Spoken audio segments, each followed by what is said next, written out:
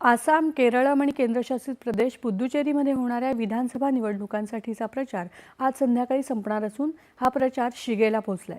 भाजपाचे वरिष्ठ नेते अमित शहा आज बराक खोऱ्यामध्ये 3 सभा घेणार आहेत।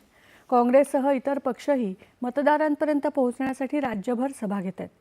आसामच्या 126, केरळच्या 140 आणि पुद्दुचेरीच्या 30 जागांसाठी 9 एप्रिलला एकाच टप्प्यात मतदान होणार आहे।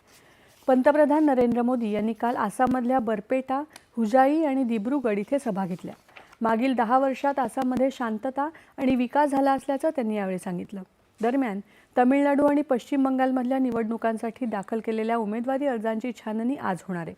दोन्ही राज्यात अर्ज भरण्याची प्रक्रिया काल संपली असून उमेदवार गुरुवारपर्यंत आपली उमेदवारी मागे घेऊ शकतात।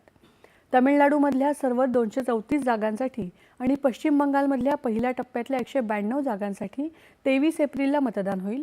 पश्चिम बंगालमध्ये दुसऱ्या टप्प्यात 29 एप्रिलला 142 जागांसाठी मतदान होणार आहे। या सर्व राज्यांमधल्या आणि केंद्रशासित प्रदेशांमधली मतमोजणी 4 मे रोजी होणार आहे। भारतात पुरेसा अन्नधान्याचा साठा असून